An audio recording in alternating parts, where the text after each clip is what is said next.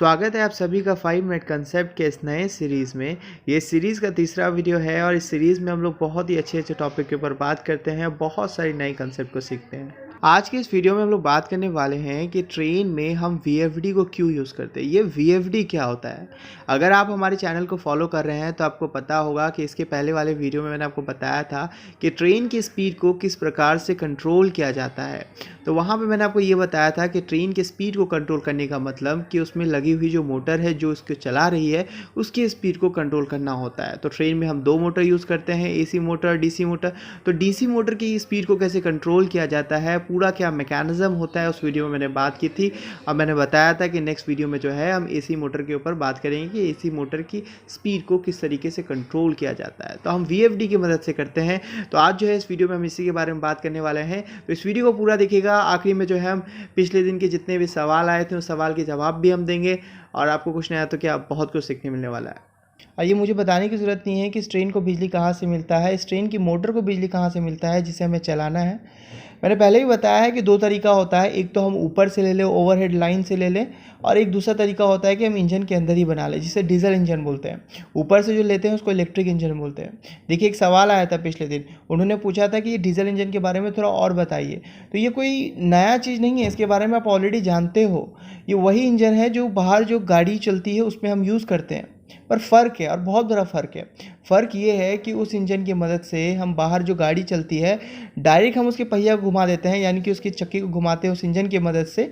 पर यहाँ पे हम डायरेक्टली जो है ट्रेन के चक्के को नहीं घुमा सकते हैं इस इंजन की मदद से। क्यों? इसलिए क्योंकि जितना टॉर्क की रिक्वायरमेंट है वो हमारा पूरा नहीं कर पाएगा। ये लो RPM के लिए मतलब ठीक है। लो RPM मतलब होता है रोटेशनल पर मिनट, यानी कि 1 मिनट में कितना बार ये रोटेट करता है। और इसको तो छोड़ ही दीजिए, टॉर्क की हम बात कर रहे थे कि जो टॉर्क सफिशिएंटली हमें प्रोवाइड नहीं कर सकता है। ट्रेन को चलाने के लिए, स्टार्ट करने के लिए जो स्टार्टिंग टॉर्क चाहिए वो इसके पास इतनी क्षमता नहीं है कि ये हमें प्रोवाइड कर पाए। हो सकता है पर बहुत सारा हमें गियर लगाना पड़ेगा, इतना गियर लगाना पड़ेगा वो इम्प्रैक्टिकल हो जाएगा। वैसा हम करते हुए नहीं, और हमें ज़रूरत भी नहीं है वैसा करने का, क्योंकि हमारे पास जो है इलेक्ट्रिक मोटर्स है और ये इलेक्ट्रिक मोटर्स बहुत ही कमाल के होते हैं।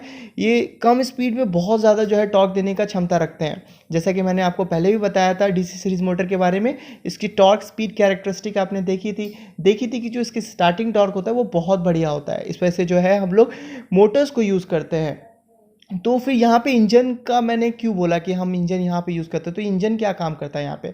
तो इस इंजन को हम यूज़ करते हैं हमारे जनरेटर के रोटर को रोटेट करवाने के लिए, हमारे जनरेटर को काम करवाने के लिए, और हमारे जनरेटर बिजली पैदा करती है। फिर उसके बाद जो है एट दी एंड ये हमारे मोटर तक पहुँचाती है। बीच में और भी कई सारी चीज़ें होती है जिसके बारे में मैं इस वीडियो में आपको बताऊँगा।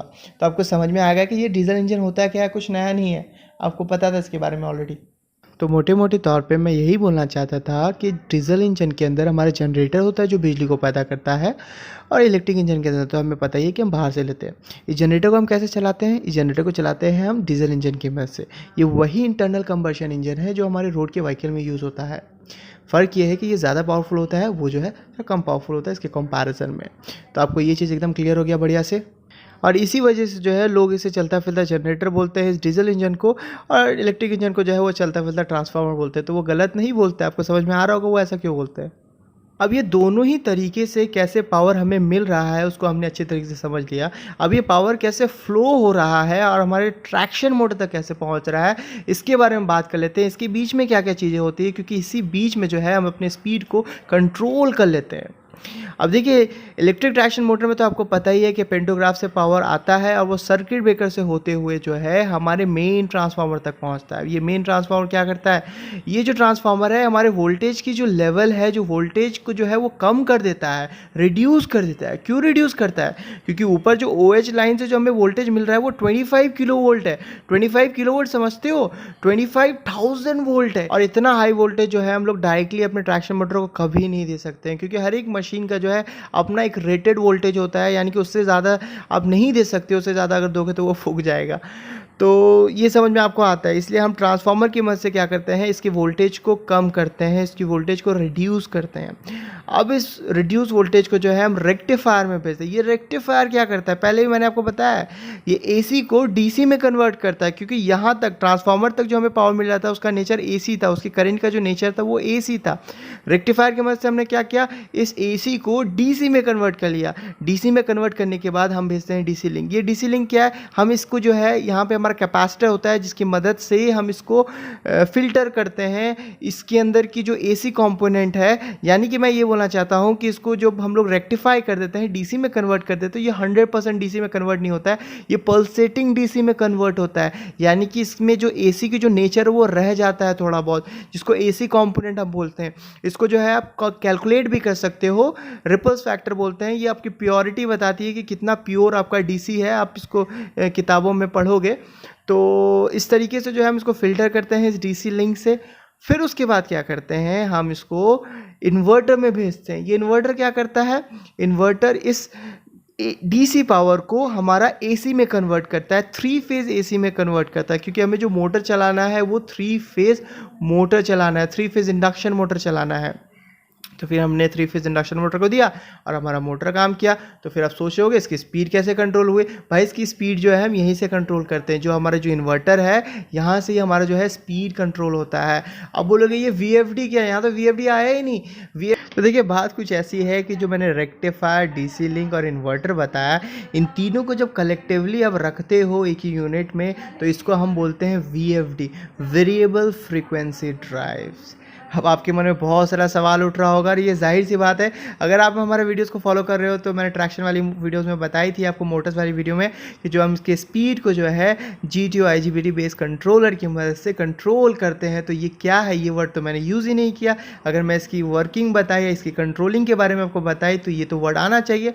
तो बात कुछ ऐसी है कि ये जो रेक्टिफायर और हमारा इन्वर्टर है, इसके ढक्कन को खोल के आपको देखना पड़ेगा, इसके सर्किट को आपको देखनी पड़ेगी कि हम ये सर्किट को कैसे बना रहे हैं। फिर आपको ये समझ में आएगा कि यार ये GTO IGBT और फिर वेरिएबल फ्रीक्वेंसी ड्राइव क्यों बोल रहे हैं। वेरिएबल यानी कि चेंज, फ्रीक्वेंसी चेंज, यानी यहाँ पे तो कुछ हो ही नहीं, ये नाम और काम के साथ तो कुछ रिलेशन अभी तक हमने देखा ही नहीं। अभी तक जो समझा तो वहाँ पे फ्रीक्वेंसी के बारे में हमने कुछ बताया ही नहीं। तो फिर ये सारी चीज़ें आपको समझ में आएगी जब आप इसको देखोगे खोल करके कि हम इसमें यूज़ क्या कर रहे हैं। तो देखिए अब इसको अच्छे से समझिए होता क्या है। आपने रेक्टिफायर के बारे में काफ़ी कुछ पढ़ा होगा 11-12 में भी, कि कई प्रकार के रेक्टिफायर होते हैं। हमारे हाफ वेव रेक्टिफायर होता है, फुल वेव रेक्टिफायर होता है, फुल वेव ब्रिज रेक्टिफायर होता है। ये सारी चीज़ें आपने बुक में पढ़ी होगी। तो इसमें पढ़ा था कि इस रेक्टिफायर को बनाने में जो हम कंपोनेंट यूज़ में लेते थे वो एक नॉर्मल डायोड होता था, हमारा एक PN जंक्शन डायोड होता था। तो वो जो हमारा रेक्टिफायर था वो एक अनकंट्रोल रेक्टिफायर था। अभी जो हमारी रेक्टिफायर है इसमें हम जो है पावर इलेक्ट्रॉनिक स्विच को यूज़ में लेते हैं। पावर इलेक्ट्रॉनिक स्विच क्या होता है, ये जो मैं GTO IGBT इतनी देर से बोल रहा था, ये एक पावर इलेक्ट्रॉनिक स्विचेस होते हैं। इसको हम लोग जो है इसके सर्किट जब बनाएंगे तो उसको यूज़ में लेंगे। तो इसका क्या फ़ायदा होता है, ये पावर इलेक्ट्रॉनिक स्विच क्या होता है, जैसे हमारे घर में मैनुअल स्विच होता है जिसको ऑन ऑफ करते हैं, उसी प्रकार का ये एक स्विच को समझ सकते हो। पर इसको हम लोग इलेक्ट्रिकली ऑन ऑफ करते हैं, इलेक्ट्रिसिटी से। और ये बहुत बार, 1 सेकेंड में कई बार, मतलब इसको हज़ारों बार जो है बंद और चालू कर सकते हो। इसलिए हम लोग बोलते हैं इसकी जो स्विचिंग फ्रीक्वेंसी होती है वो किलोहर्ट्ज़ में होता है। तो इसके ही मदद से जो है हम लोग रेक्टिफायर बनाते हैं। और रेक्टिफायर इससे बनाते हैं तो फ़ायदा ये होता है, ये कंट्रोल्ड रेक्टिफायर होता है। हम इसको अपने तरीके से कंट्रोल कर पाते हैं फायरिंग एंगल को चेंज करके। ये फायरिंग एंगल क्या होता है, ये बहुत ही कोर में घुस रहा है अभी इंजीनियरिंग का, इसको थोड़ा पीछे आते हैं। अब बस इतना समझ लीजिए कि ये कंट्रोल रेक्टिफायर हो जाता है, हम अपने हिसाब से इसको कंट्रोल कर पाते हैं। और फिर हमारे इन्वर्टर में भी जो है हम अब ऐसे ही जो है हम पावर इलेक्ट्रॉनिक स्विच को यूज़ में लेते हैं। और एक चीज़ बता दो, डाउट ना रह जाए, ये GTO और IGBT ये 2 अलग अलग चीज़ें हैं। GTO एक थायरिस्टर है, पहले के जो हमारे थे उसमें हम लोग GTO यूज़ करते थे। अभी के जितने भी हमारे कंट्रोलिंग यूनिट है उन सब में जो है हम IGBT ट्रांजिस्टर को यूज़ में लेते हैं। और इसी वजह से जो है हम बोलते हैं कि हम IGBT बेस्ड कंट्रोलर यूज़ करते हैं। ये IGBT बेस्ड कुछ अलग प्राणी नहीं है, ये हमारा रेक्टिफायर इन्वर्टर ही होता है। इसके अंदर जो सर्किट बनाते हैं वो जो कंपोनेंट यूज़ करते हैं, इसी वजह से जो है हम इसको बोलते हैं ऐसा। अब वीएफडी के बारे में थोड़ा बात कर लेते हैं, इसमें कैसे फिट बैठता है। ये जो हमने पढ़ा है वो कंप्लीट है, कुछ अलग कंसेप्ट नहीं है, बस इसी को है डिफरेंट डिफरेंट एंगल से हम लोग देखने की कोशिश कर रहे हैं। देखिए ये वीएफडी क्या है, वेरिएबल फ्रीक्वेंसी ड्राइव, मतलब फ्रीक्वेंसी को चेंज करके हम मोटर की स्पीड को बदलना चाहते हैं, चेंज करना चाहते हैं, कंट्रोल करना चाहते हैं। अब देखिए ये जो पावर इलेक्ट्रॉनिक स्विच हम लोग यूज़ कर रहे हैं ना, इसी के वजह से जो है ये हमारा जो मकसद है, एम है, वो पूरा हो पा रहा है। हम लोग के पास जब ये पावर इलेक्ट्रॉनिक स्विच नहीं था तब हम लोग ऐसा नहीं कर पाते थे। और इसकी मदद से जो है स्पीड तो कंट्रोल करते ही हैं, प्लस उसके साथ साथ जो है हम लोग टॉर्क भी कंट्रोल कर पा रहे थे, मतलब इसकी स्टार्टिंग टॉर्क को बढ़ा दे रहे थे, कम कर दे रहे थे, क्योंकि हमें पता है स्टार्टिंग टॉर्क हमें ज़्यादा चाहिए और ये हमें फ्लेक्सिबिलिटी देता है कि इसके स्टार्टिंग टॉर्क को हम लोग कंट्रोल कर पाए। और ये सारी चीज़ हम कैसे कर पा रहे थे, ये सारी जो चीज़ हम फ्रीक्वेंसी को बदल के कर पा रहे थे। ये जो इन्वर्टर से जो हमें आउटपुट मिल रहा था ट्रैक्शन मोटर के लिए, उसकी फ्रीक्वेंसी को हम लोग बदल रहे थे और इस इंडक्शन मोटर की स्पीड को कंट्रोल कर पा रहे थे, इसके टॉर्क को कंट्रोल कर पा रहे थे। पर क्या कर सकते हैं ऐसा? हाँ, ऐसा कर सकते हैं हम। इसकी इक्वेशन भी अगर देखोगे आप, NS = 120F/P, तो ये NS क्या है, ये रोटेटिंग मैग्नेटिक फील्ड का स्पीड है। और रोटर का स्पीड भी जो है, इसमें भी हमारा फ्रीक्वेंसी का टर्म आता है, NR होता है, ये मैं आपको दे दूंगा, वहाँ पे स्लिप का एक एक्स्ट्रा टर्म आ जाता है। मतलब मोटे मोटे तौर पे यही मैं बोलना चाह रहा हूँ। आप इक्वेशन से भी जो है आप इसको समझ सकते हो कि फ्रीक्वेंसी को जब बदलेंगे तो हमारी स्पीड भी बदल सकती है, उसको बढ़ाया या घटाया जा सकता है। पर रुको रुको रुको, यहाँ पे एक प्रॉब्लम था, बहुत बड़ा प्रॉब्लम था। जब हमने सिर्फ फ्रीक्वेंसी को बढ़ा करके स्पीड को कंट्रोल करने की कोशिश की तो कभी हमारा कोर सैचुरेट हो जाता था या कभी जो है हमारी मैक्सिमम टॉर्क रिड्यूस हो जाती थी। अब मोटे मोटे तौर पे ऐसा समझो हमारा कुछ प्रॉब्लम होता था। बहुत टेक्निकल हो रहा है मुझे पता है, बट आप साथ रहो, लास्ट में कंक्लूड कर दूंगा। तो प्रॉब्लम हो रहा था, सिर्फ फ्रीक्वेंसी को बदल करके हमें समझ में आया कि हम इसकी स्पीड को कंट्रोल नहीं कर सकते थे। फिर उसके बाद जो है हमने इसकी वोल्टेज और फ्रीक्वेंसी दोनों को साथ में बदल करके जो है स्पीड को कंट्रोल करने की कोशिश करी, तब हमारा बराबर जो है काम हो रहा था। यानी कि थ्योरेटिकली जो है हम जो मेथड इसमें यूज़ करते हैं वो V/F method of speed control use करते हैं। ये आप पढ़ोगे अपने इंजीनियरिंग में। तो इस मेथड को यूज़ करके जो है हम फ्रीक्वेंसी वोल्टेज दोनों को ही बदल करके जो है हम अपने स्पीड को कंट्रोल करते हैं। इसी वजह से इसका और एक नाम है variable voltage variable frequency drive, क्योंकि यहाँ पे वोल्टेज को भी हम वेरी करते हैं और इसको एडजस्टेबल फ्रीक्वेंसी ड्राइव से भी हम इसको नाम से जानते हैं। तो आपको समझ में आ गया ये VFD क्या है, हम ट्रेन में क्यों यूज़ करते हैं। बस आपको इतना याद रखना है, ये जो VFD है इसमें वोल्टेज और फ्रीक्वेंसी को चेंज करके जो है हम लोग स्पीड को कंट्रोल करते हैं। और इसके जो सर्किट में इन्वर्टर और जो रेक्टिफायर्स के सर्किट में जो है हम लोग IGBT या GTO थायरिस्टर यूज़ करते हैं, जो हमें इस चीज़ को करने में जो है हेल्प करता है। बाद बाकी सारी चीज़ें सिंपल है, समझ आते हैं। वीडियो काफ़ी बड़ा हो गया, कोई सवाल रह गया हो तो आप मुझे कमेंट सेक्शन में बता दें। मिलते हैं ऐसे किसी वीडियो में। Till then take care, bye bye.